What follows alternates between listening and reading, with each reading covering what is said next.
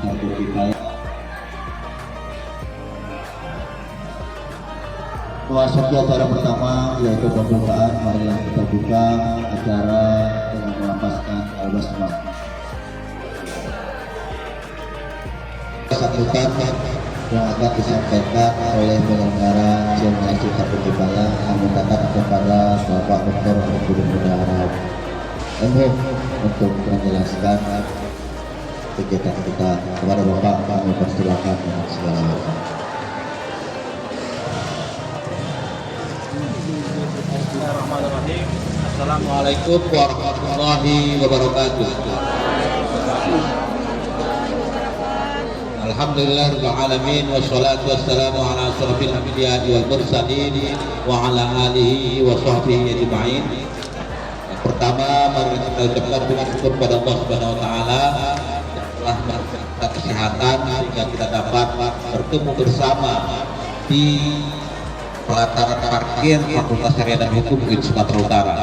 Salam dan salam kita sampaikan kepada Nabi besar Muhammad sallallahu alaihi wasallam. Allahumma sholli ala sayyidina Muhammad wa ala ali sayyidina Muhammad. Mudah-mudahan nanti kita akan mendapatkan syafaat beliau kelak. Yang sangat kita muliakan telah berhadir Bapak Dekan Fakultas Syariah dan Hukum UIN Sumatera Utara, Al-Ustaz Dr. Haji Arfiansyah LC.MA. Terima kasih atas kehadiran Ustaz. Kemudian selanjutnya juga yang sama kita hormati berhadir Bapak Koordinator Tata Usaha Negara Bapak Abdullah Sahah. Selanjutnya juga berhadir juga pemateri kita. Ustaz ini akan memberikan banyak pembelajaran dari kita untuk melakukan simulasi fardu kifayah yang insyaallah nantinya akan kita berikan ilmu ini kepada orang banyak dengan melalui video YouTube yang akan diterbitkan oleh Fakultas Syariah dan Hukum UIN Sumatera Utara. Selanjutnya yang saya banggakan para panitia, adik-adik peserta.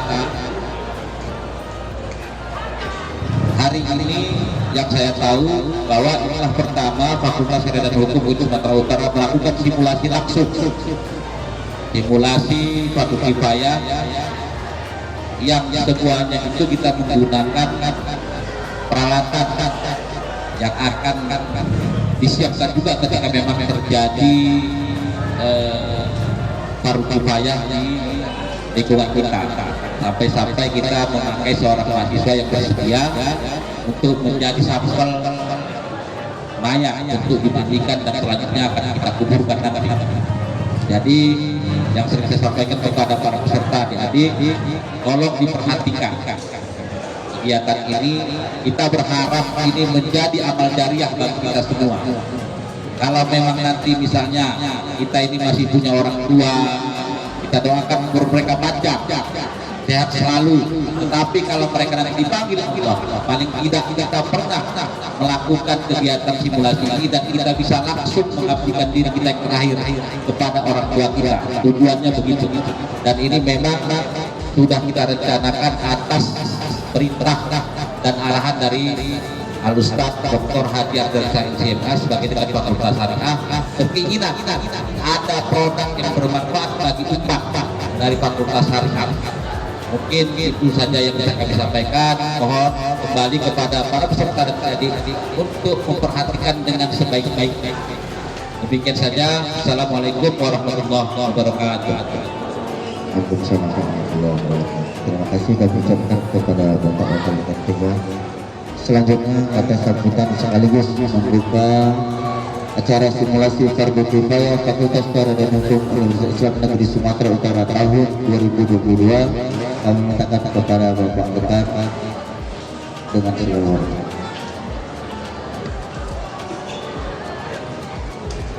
Bismillahirrahmanirrahim. Assalamualaikum warahmatullahi wabarakatuh. Alhamdulillahilladzi khalaqal mauta wal hayata liyabluwakum ayyukum ahsanu amala wa huwa Allahu fis samawati al-ula ya'lamu sirrakum wa ma tahsibuna minal husna. Allahumma salli wa sallim wa barik ala sayyidina Mustafa wa ala alihi wa ashabihi wa man tabi'al huda amma ba'd. Qala Allah Ta'ala fi kitabihil karim, aynama takunu yudrikumul maut walau kuntum fi burujin musyayyadah. Sadaqallahul azim. Yang sama kita muliakan Bapak Wakil Dekan 3, Bapak Dr. Arifudin Mudahar Rahab, Bapak Kepala Koordinator Tata Usaha Bapak Dr. Andes Haji Abdullah Saha, serta Mukarram wal Muhtaram Ustaz Kamaruzzaman SHI SPDI, yang beliau ini memang berprofesi sehari-hari selain guru mengajar dan begitu juga sebagai muballigh, dan beliau juga adalah bilal mayat dalam kesehariannya, dan saya mengenal karena beliau ini juga alumni Fakultas Syariah dari Prodi Perbandingan Hukum dan Mazhab. Anak-anak Ustaz yang Ustaz muliakan, yang saya cintai, dalam hidup ini kita ini semua calon mayat, calon mati. Tidak ada yang pasti. Kaya belum tentu. Jadi pejabat kayaknya muka kita ini nggak cocok. Apalagi mau jadi presiden, kayaknya cuma satu orang aja yang bisa. Namun begitu pun, ya, bukan berarti tidak mungkin saja. Namun yang pasti hanya kematian. Allah berfirman sebagaimana yang saya bacakan di awal tadi, yang artinya dimanapun kita berada, walaupun kamu berada dalam tembok yang teramat kokoh, maut pasti akan menjemput. Nah, oleh karena itu, saya baru saja mengalami meninggalnya ibunda saya tanggal 12 Oktober. Kami kebumikan pada siang tanggal 13. Dan di situ memang terbukti bahwa ilmu tentang fardu kifayah ini sangat penting untuk diketahui, bahkan untuk dipraktekkan. Jadi ilmunya ini saya mungkin tahu ya apa syaratnya, bagaimana airnya, tapi untuk melakukan prakteknya itu harus bilal mayat. Bagaimana mendudukkan atau meletakkan mayat, bagaimana mengangkatnya, bagaimana kemudian kita memperlakukan mayat itu, kalau menyiramnya dari mana, membersihkan dubur dan kubulnya bagaimana, ya, kemudian kalau mayat itu baru meninggal bagaimana menutup matanya, merapatkan mulutnya, ya, meluruskan sendi-sendinya yang keras, yang kaku, itu semua butuh kepada praktek. Nah, oleh karena itu saya berterima kasih dan tidak mengapresiasi kegiatan yang dirancang oleh WD3 dan begitu juga Pak KTU pada hari ini juga hadir. Ya, kita lakukan ini. Tidak bisa semua, paling tidak kalian lah yang ikut hadir. Yang lain-lain yang nonton-nonton juga kalau mau lihat langsung tahu. Karena apa? Karena ini ilmunya tidak lagi cakap-cakap aja, tapi dia memang harus dipraktekkan. Coba angkat tangan yang orang tuanya masih ada. Alhamdulillah, hampir semuanya, perempuannya semuanya ada. Ya, artinya ilmu ini akan terpraktekkan kepada orang tua. Ya, nggak tahu kita siapa duluan meninggal, tapi akan kita praktekkan. Nah, oleh karena itu, syukran jazilan kita ucapkan kepada Ustaz Kamaruzzaman. Ya, mudah-mudahan kehadiran beliau, kehadiran Ustaz memberikan penjelasan-penjelasan yang sifatnya praktikal nanti ini, dan ini juga kita YouTube-kan ya, sebagai untuk penting untuk akreditasi juga, penting juga untuk keilmuan dan share pengalaman kepada yang lain. Mudah-mudahan ini menjadi pengalaman yang penting, ya, bahkan mungkin boleh jadi bagi kalian pengalaman pertama melihatnya langsung nanti, karena kata Pak WD3 ada jenazahnya, ada jenazahnya walaupun masih hidup. Nah, jadi ini kayak film ngeri-ngeri sedap itu juga ya kan. Nah, jadi ada jenazahnya juga, mudah-mudahan jangan lari jenazahnya. Terima kasih juga kita ucapkan kepada jenazahnya yang mau menjadi volunteer bahasanya, ya, insyaallah nanti kita Demikian saja akan saya sampaikan, dan mari sama kita buka simulasi Fardu Kifayah yang dilaksanakan oleh Fakultas Syariah dan Hukum UIN Sumatera Utara hari ini tanggal Rabu tanggal 26 Oktober 2022 dengan sama melafazkan basmalah. Bismillahirrahmanirrahim. Billahi taufiq wal hidayah. Assalamualaikum warahmatullahi wabarakatuh. Kalau hanya sebatas teori gimana cara menyembeli, tapi nggak pernah praktek pasti ngambek. Jadi persoalan mayat juga begitu, harus ada praktek. Nah, ini penting untuk dimengerti. Jadi setiap orang yang bercita-cita kepingin mau jadi bilal, dia harus punya empat hal persyaratan untuk jadi bilal. Karena di masyarakat setiap yang urus mayat itu disebut bilal, begitu. Pertama, ada ilmu fikih jenazah harus dikuasai. Nah, ini yang pertama sekali. Yang kedua, tidak jijik, orangnya nggak berjijik. Jangan sempat berjijik, nanti nengok kotoran mundur, bau mundur. Kapan pula mayat lurus? Karena mengurus orang meninggal masih dilepaskan semua. Jadi harus tidak berjijik. Nah, yang ketiga, siapa yang ingin jadi bilal, dia harus bisa menutup air mayat. Air mayat jangan dicakap-cakapkan sama orang. Hukum kita saja yang tahu. Itu makanya yang paling penting dalam mengurus mayat itu bukan bilal, keluarga, anak, suami, istri, abang, adik. Itu yang paling penting. Kenapa rupanya? Karena berupaya mereka lah yang bisa menutup air mayat tersebut. Kalau orang lain, namanya pun manusia, pasti kadang-kadang akan diceritakan ya aib tersebut, apalagi dia sudah gak suka sama orang tersebut. Tapi kalau keluarga, dia akan berupaya untuk menutup aibnya. Apa aibnya? Kenapa? Ada yang berubah wajahnya, ada yang baunya luar biasa, ada yang kotorannya gak berhenti, ada yang pendarahan hebat. Pokoknya itu mungkin rahasia Allah. Bukan ada kejadian seperti itu. Nah, kemudian yang terakhir, nah, ini persyaratan untuk menjadi bilal. Apa persyaratannya? Dia harus berani dalam mengurus fardu kifayah tersebut. Tidak menjadi apalagi berani bagaimana?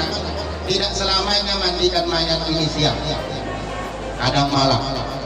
Tak selamanya mandikan mayat ini berkawan, kadang tak ada kawan. Terus terang ya, saya pernah mandikan mayat, saya sendiri yang disuruh, sementara anak-anak lain nggak ada yang mau. Jadi sekolah saya berpikir, kalau sekolah tak ada yang megangkan, kemana ini? Udah, kalau memang bilang nggak mau megangkan, udah dari adalah mati berbukan dalam mayat. Karena nggak akan bisa, dia kan harus merengkan, mereng kanan, mereng kiri. Kalau nggak ada megangnya, mana bisa? Terpaksa batu ya mengganjalnya. Untung adalah ada satu orang yang bersedia, itu pun bukan anak, cucunya, yang siap untuk menangani. Jadi harus berani. Kadang ada model main itu sudah dimandikan dia.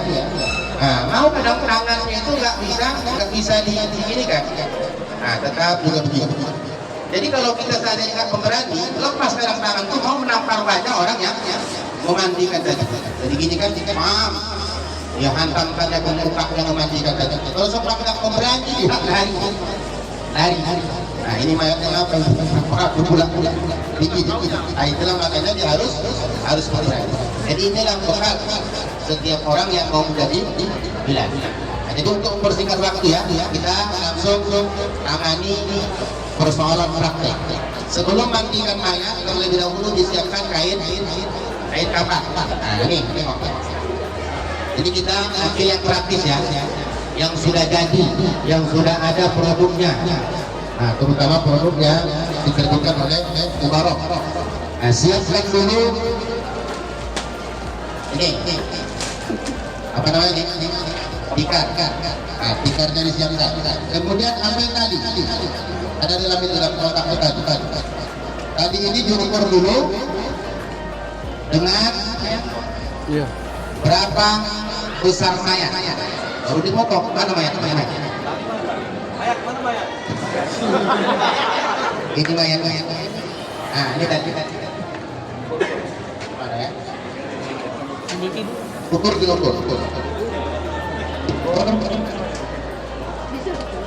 Dilebihkan sedikit.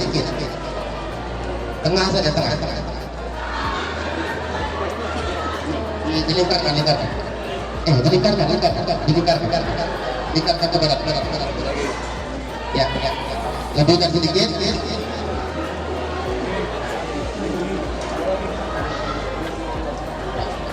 Potong sampai 3 ya.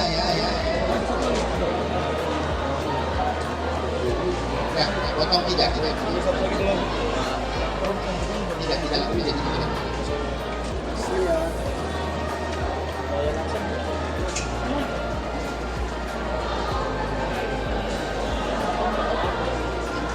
Ini praktek seperti ini.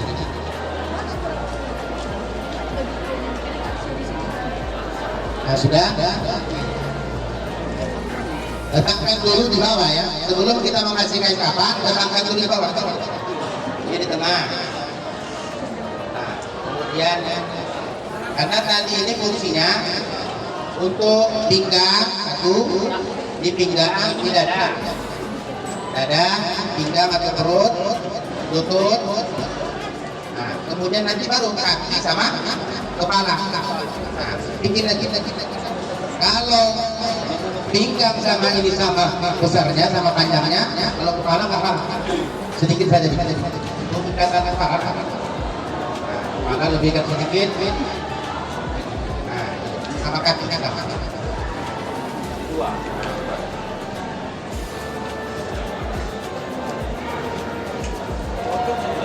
Ya, untuk potong-potong. Ya, hanya di sini. Ini satu. Nah, kadang-kadang kita bikin, jangan kan sudah dimasukkan mayat, diletakkan. Ternyata lupa ngasih tadi, angkat lagi mayat. Masukkan lagi tadi. Nanti dikerjakan, harus tadi dulu letakkan di bawah. Karena mengangkat mayatnya terus terang ya, berat. Ada yang berat. Nggak ada mayat itu ringan, berat. Berat orang udah mati berat. Masih hidupnya, ringan. Nah, coba siapkan ini, sudah itu nih. Kita merasa beruntung adanya produk baru ini sudah ada. Ini termasuk mempermudah menjadi tidak. Nah, buka. Ayo jangan sampai kotor ya. Letakkan di atas. Nah, susun. Ini nanti kepala dia. Ya.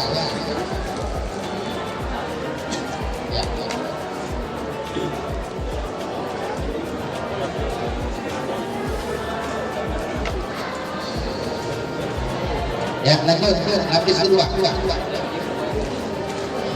Lapis kedua langsung.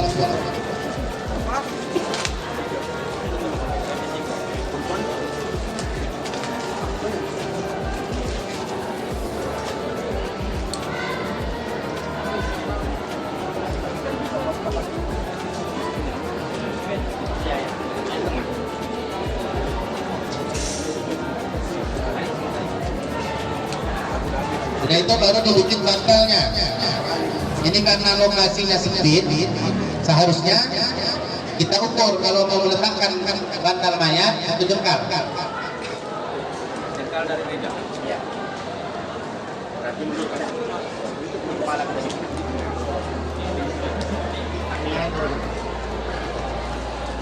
Nah, ini. Di sini di tengah ya, letakkan apa dia? Bantal. Atau tilamnya nanti satu jengkal. Coba kita buka dulu. Ini. Atas. Ini langsung ya.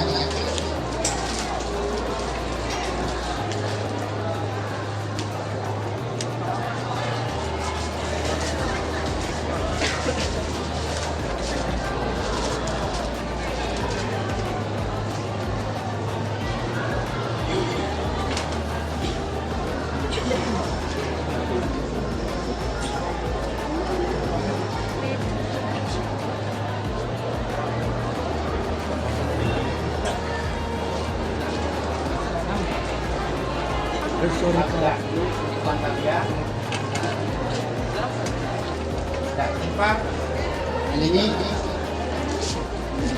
bilang. Jadi ambil lapis ketiga. Lapis taruh ini ya. Mana kita tadi? Lapis ketiga kan ada lapis ketiga. Ada lapis ketiga. Ada lapis ketiga. Jangan salah. Dia lebih lebar. Ini. Buat main aja maksudnya. Yang kayak gini lama dipanggil buat makanya aku mau. Tarik deh.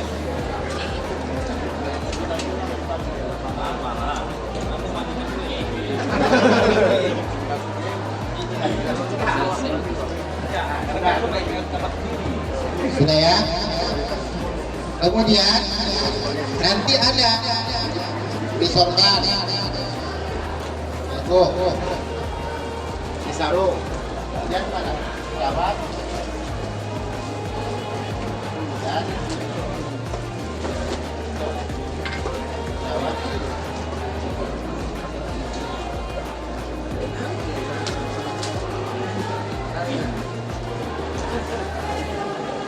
jadi yang memang disuruh sunnahnya kan tiga lapis.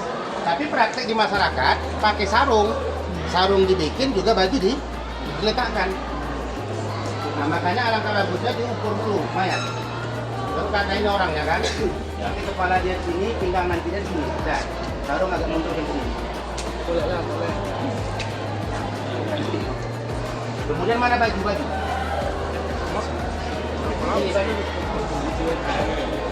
Ini baju kan? Bikin bajunya nggak semacam baju biasa. Ini dibagi dua.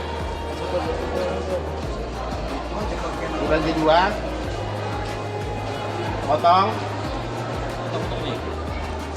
Ayo, digunting.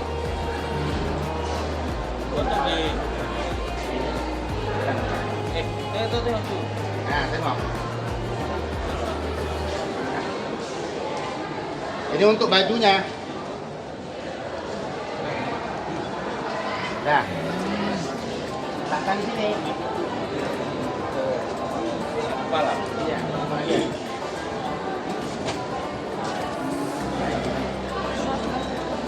Nah, ini sudah cukup ya? Beda ini. Iya tidak. Orang menganggap 5 lapis, padahal nggak seperti itu. Memang praktek di masyarakat begini. Nah, macam ini yang terjadi di Kota Medan. Dan rata-rata Sumatera pun macam ini. Ada kadang orang tak mau ini. Cukup 3 lapis saja. Perempuan 5 lapis, laki-laki 3 lapis. Nggak mau ada tambah-tambah begini. Kita sudah seperti ini. Karena dasarnya ada disuruh mengurus mayat itu bagaimana mempercantik, memperbagus si mayat. Nah, kemana orang ganteng pakai baju, pakai kain, begini juga. Nah itulah makanya para ulama kita di Medan ini membenarkan yang seperti ini. Sudah siap. Ini sudah cukup. Nah, baru kita mulai memandikan mayat. Ya, sini.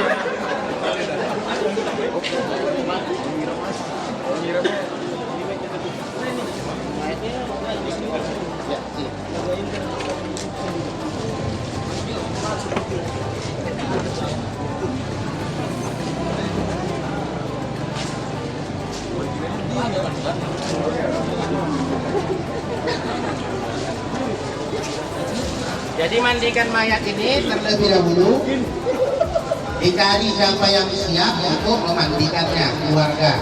Bisa model pakai meja, bisa model di pangku. Kalau rumahnya luas, tempat memandikannya lapang, pakai meja kalau memang ada meja. Kalau pakai meja ini gunanya apa? Satu, orang yang ikut membantu ikut serta menggosok. Nah, tapi kalau seandainya rumahnya kecil agak sempit, tidak bisa pakai meja, pakai bangku atau di bangku aja. Nah, silakan duduk.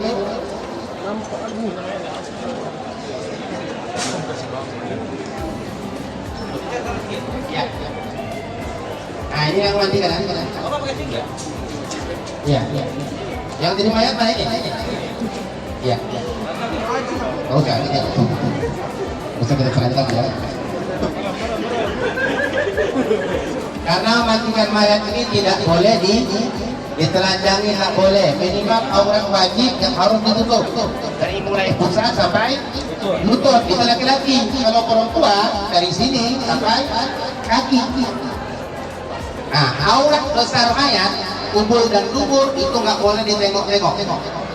Nah, nanti ketika menggosoknya nggak boleh tangan langsung pakai sarung tangan. Ya. Jadi mayatnya kalau usah diangkat ya, karena nggak bisa jalan. Udah bisa. Nah, udah jadi nih.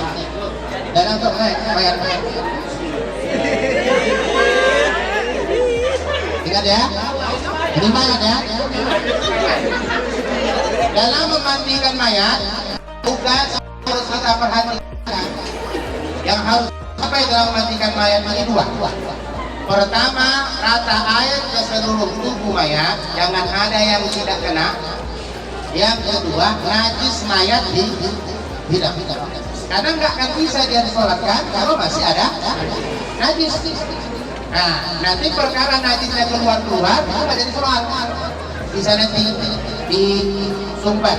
Cuma mensumbatnya bukan berarti dimasukkan kapas itu ke dalam kubur dan duburnya, tapi ditekankan saja biar nggak keluar.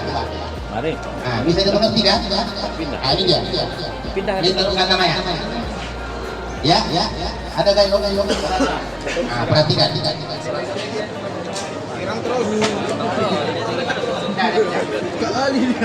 Ini yang posisi megang itu nggak jadi soal mana saja yang aman. Nah, mana saja yang aman karena belum tentu ya disesuaikan dengan gedung-gedung rumah. Memang disuruh menghadap ke kiblat. Suruh menghadap ke kiblat. Kita sana kan? Nah, memang dibandingkan ke sana. Kiblat sana enggak? Kiblat. Oh, sana. Mana kiblat? Nah, udah. Memang disuruh menghadap ke kiblat. Udah jadi. Cuma masalahnya belum tentu rumah orang bisa kamar mandinya kayak mana.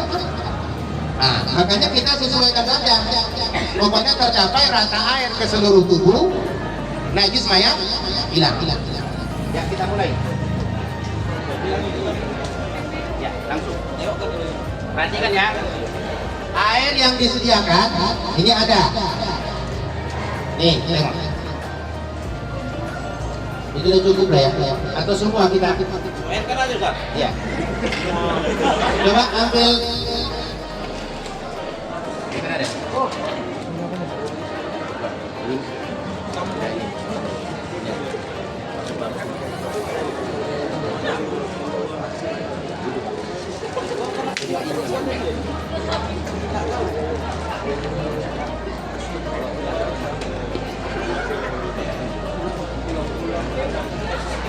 Main kan ketawa. Mati kau kurang tadi. Banyak ketawa sih. Yang memandikan mayat dipasang dulu ini. Ini dipasang. Gunanya untuk apa? Mungkin untuk mengatasi tahu.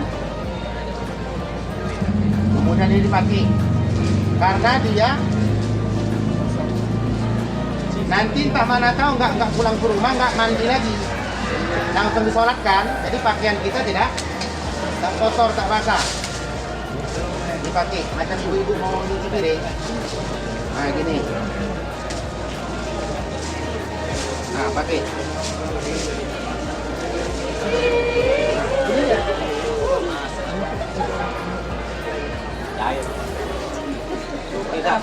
Sudah? Sudah siap? Pecahkan.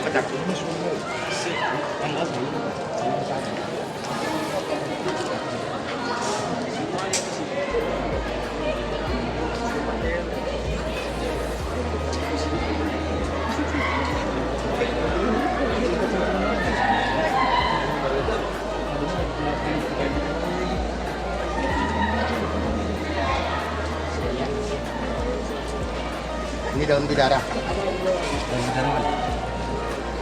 Ini daun bidara ya, sunnah dalam mandikan mayat. Banyak ini. Boleh digabung di sini.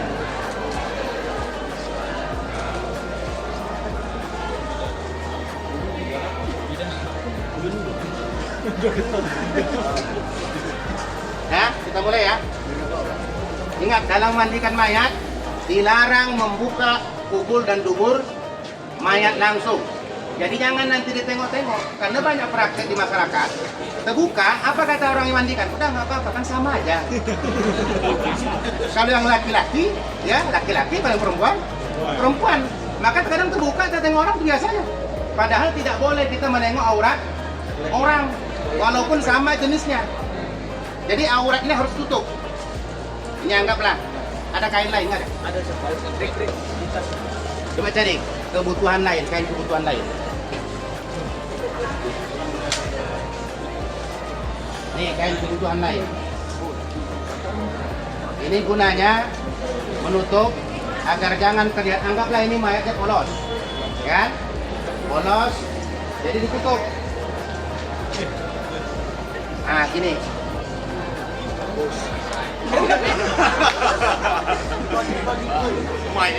Nah, ini. Nah ya. Sudah, kita mulai. Nah, semua yang melekat dilepas. Lepas dulu. Cincinnya, pokok cabenya lepas dulu. Anta mana tahu dia sakit. Pegal-pegal. Apa itu Ustaz kalau kawat gigi atau Nah, kalau kawat gigi, kalau seandainya berbahaya, mencederai mayat, membuat sakit mayat, nggak usah. Nah, tapi kalau dirasa tidak membuat sakit, nggak apa-apa. Nah, jadi kalau memang gigi palsu kan harus dokter yang melepaskan, ya dokter lah. Tapi ingat ya, kalau sudah meninggal jangan membuat sakit mayat. Nah, kita mulai ya, memandikan mayat. Dianjurkan dari kepala sebelah kanan. Apa yang dibaca? Memasang niat terlebih dahulu ya. Bahasa Indonesia saja. Kalau mau bahasa Arab boleh. Sengaja aku memandikan mayat, wajib atasku karena Allah Ta'ala. Udah jadi. Nawaitu ghusla li hadzal mayyit fardhan alayya lillahi ta'ala. Nah, itu ya. Ambil air. Kita mulai. Diawali dari kepala. Membaca Bismillahirrahmanirrahim. Siram. Nah.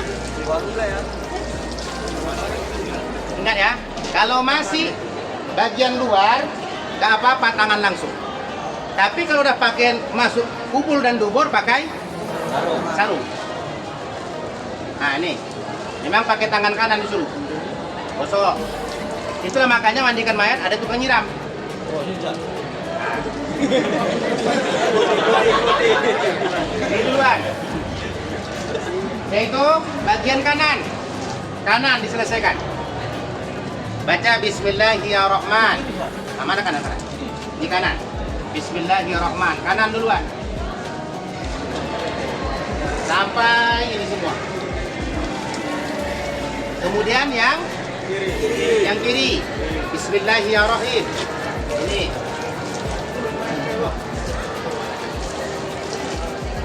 Nah, baru nanti diselesaikan anggota wudhu duluan. Anggota wudhu, kepala, tangan. Nah, coba siapa yang bisa gosok? Gosok. Ji, gosok Ji. Oh, anggota wudhu. Silakan, tangan. Nah, ini sambil depan, godongkan.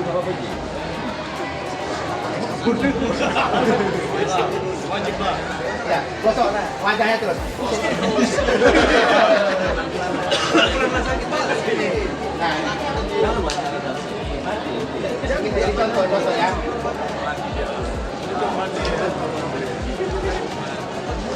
Ada, anggaplah dikai sabun, ratakan. Ya, benar.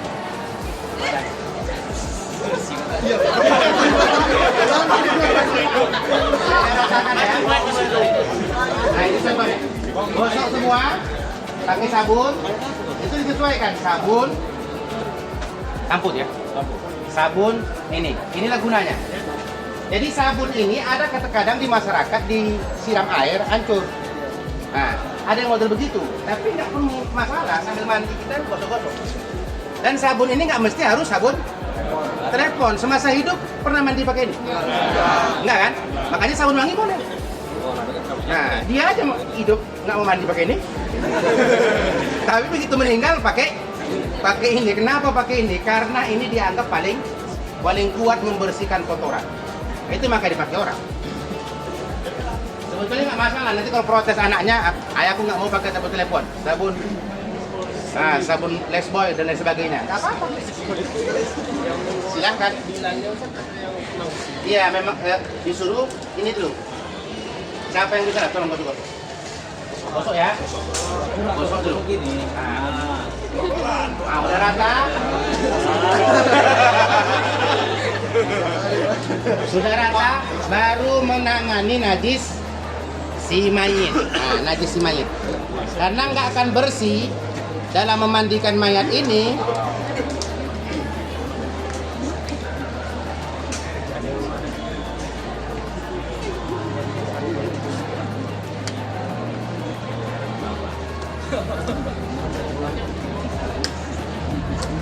Airnya tambah dulu kurang.